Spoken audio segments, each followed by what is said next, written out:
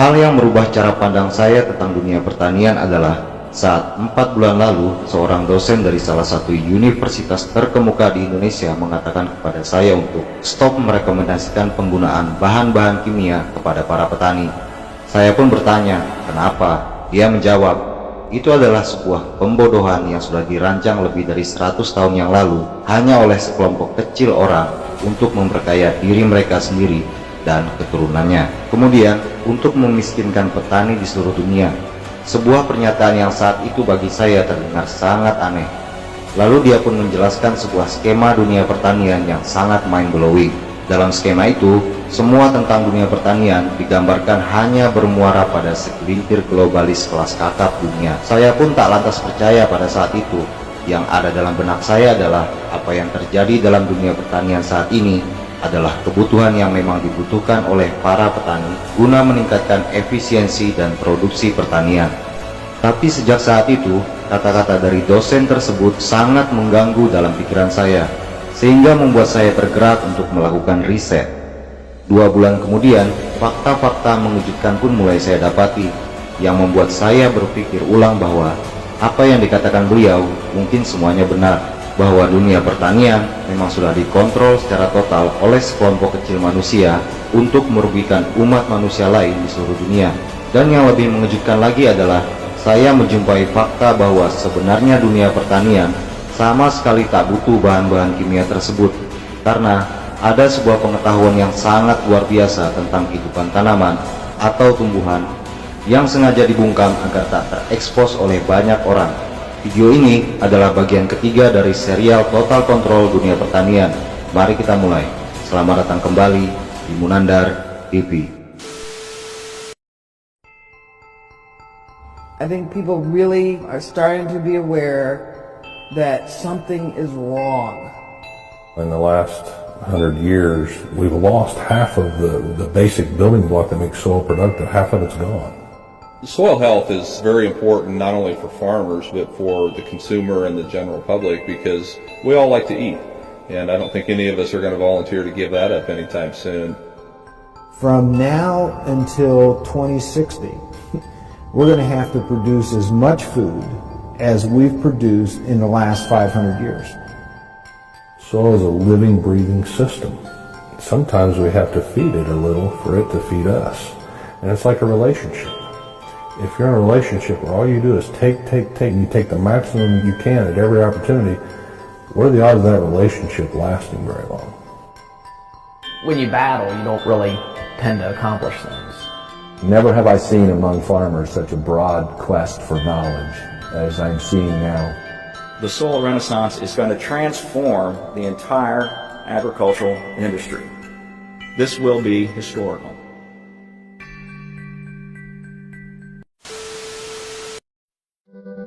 Suka atau tidak suka, ada sebuah fakta yang tak dapat dipungkiri oleh umat manusia, yaitu bahwa tumbuhan sama sekali tak butuh manusia. Sebaliknya, manusialah yang butuh tumbuhan untuk hidup. Tapi manusia merasa bisa mengendalikan segalanya. Kita melakukan apa saja untuk mendapatkan keuntungan yang sebesar-besarnya, termasuk dengan merusak lingkungan, dengan pembenaran untuk mengejar profit. Tapi sebenarnya itu hanyalah sebuah propaganda yang sengaja dibuat agar Anda terjebak dalam sebuah sistem. Mudah saja untuk membuktikannya. Jika Anda adalah seorang petani yang berbasis kimia, maka coba untuk menjawab pertanyaan berikut. Apakah petani adalah profesi yang menjanjikan? Apakah para generasi muda mau meneruskan profesi bertani yang sudah ada sekarang? Bagaimana masa depan dunia pertanian? Jika ada pilihan lain yang lebih baik, masih maukah Anda menjadi petani? Pertanyaan-pertanyaan tersebut sebagian besar dari kita sudah tahu jawabannya, karena dunia pertanian memang hanya baik untuk korporasi, tapi buruk untuk petani.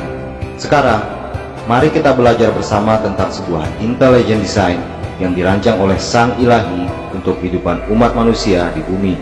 Tapi manusia lebih memilih untuk mengingkarinya dan menganggap dirinya lebih hebat dari segalanya. Video ini tentang sebuah simbiosis yang terjadi di dalam tanah, dan akan membuat kita berpikir, masih butuhkah kita untuk menggunakan bahan-bahan seperti pupuk sintetis di dalam dunia pertanian, atau malah pupuk sintetis itu sendiri yang lambat laun akan menghabisi dunia sedikit demi sedikit. Healthy plants need healthy soil for healthy growth.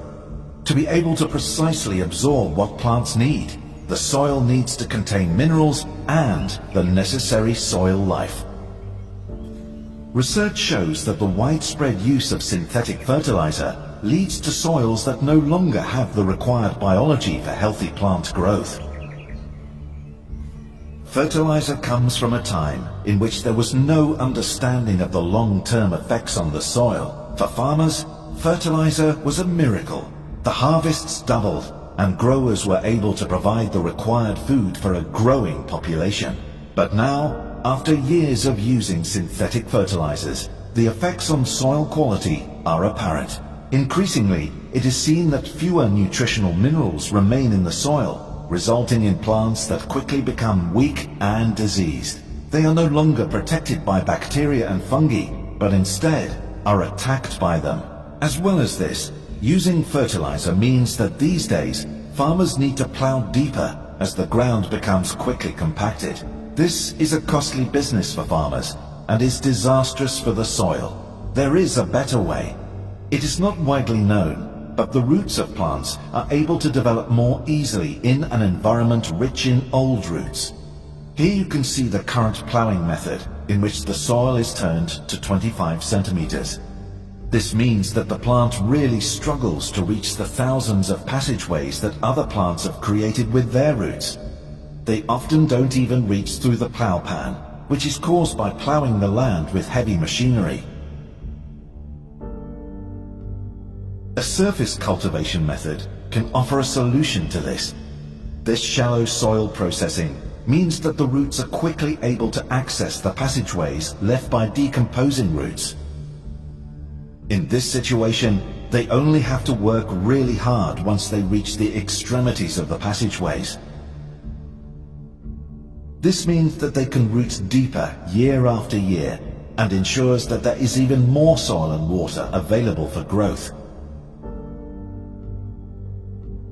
Dealing with diseases by spraying does little more than suppress symptoms. A healthy plant is able to keep most plant diseases out. In response to the negative effects of using fertilizers, pesticides are used to save the harvest. The conclusion we can draw is that plants that are only given fertilizer will ultimately always become diseased. Fertilizer is the direct cause of the use of most pesticides. In order to resolve the worldwide problem of over-fertilization, the vicious circle must be broken. The question that we must ask ourselves is, how can we improve the soil? The answer is surprisingly simple, but requires some explanation.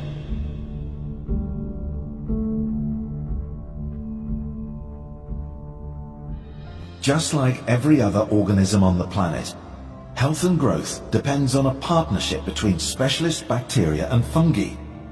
Plants, fungi, and bacteria form a wonderful system based on trading products. How does it work? Fungi and bacteria supply nutrients from the soil that would otherwise be hard to reach. In exchange for this, plants supply sugars in the form of glucose.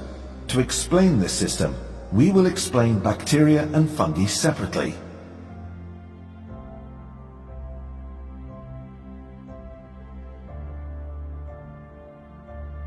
Plants have a problem. Their fine absorption roots have a limited capacity. They only use 4 to 7% of the soil volume and are, on average, not thicker than a hair. They don't live long, only 1 to 3 weeks. As you can see, plants need external help. Plants use their absorption roots to forge a partnership. If they can't find partners, they'll die. If they succeed, it's the start of a beautiful relationship. From now on, a symbiosis can be created. Minerals are hard to mine from the soil, but rhizobacteria are specialized in this process, particularly when it comes to releasing phosphate, which is very important for the plant. These bacteria also carry out countless other important tasks, including one which is very special. Rhizobacteria form a sort of natural defense system around the roots. Anything attacking the plant is kept outside by the physical presence of these rhizobacteria. They ensure that there is no room for disease-causing bacteria. They have their own interest in this because the plant provides them with food. However, the bacteria also need help. They are not travelers.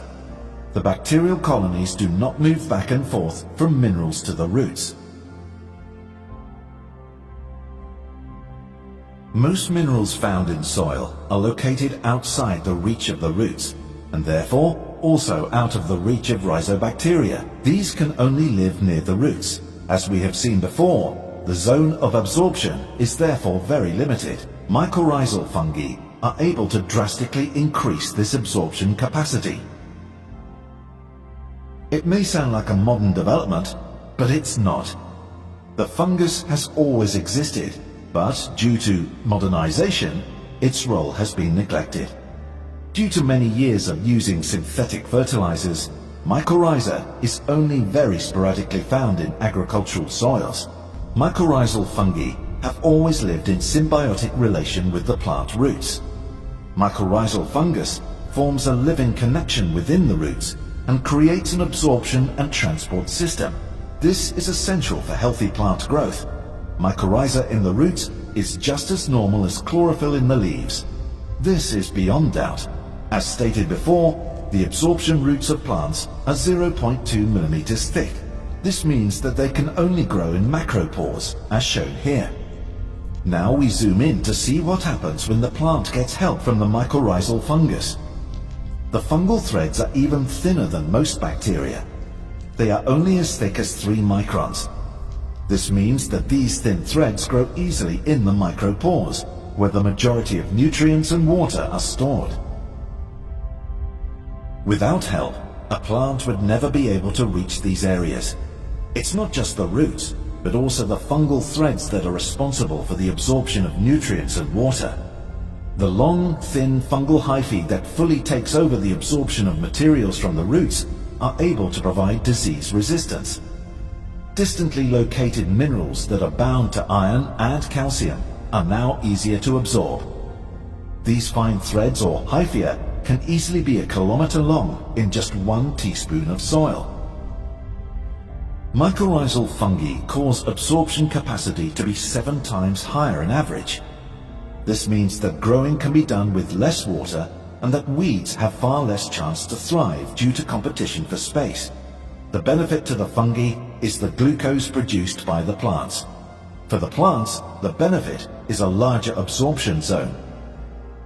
This unique and constant interaction between the plant, bacteria and fungi creates a really fantastic symbiosis. The payout that the plant provides to its partners is water, minerals and glucose.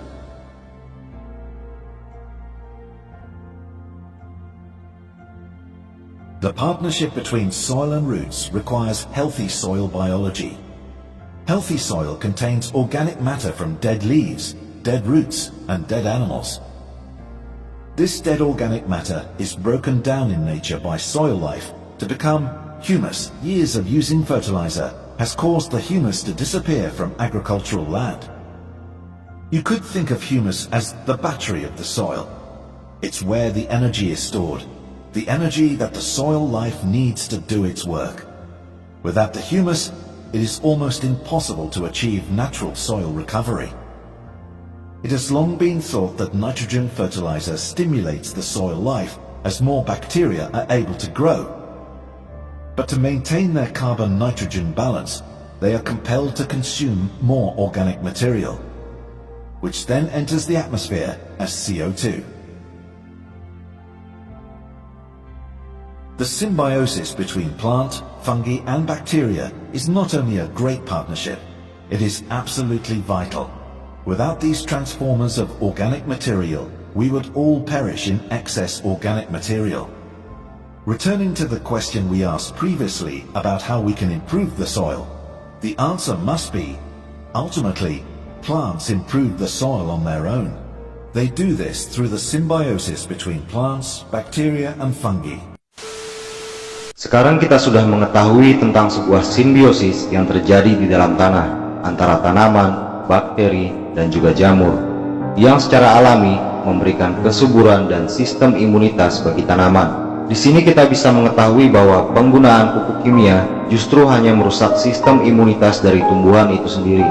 Subur tapi palsu, sebuah jebakan iblis yang sangat sempurna. Ini adalah akhir dari bagian ketiga. Silahkan like video ini jika kalian suka. Kita berjumpa lagi di video selanjutnya yang akan membahas sesuatu yang semakin mind blowing. Semoga bermanfaat. Terima kasih.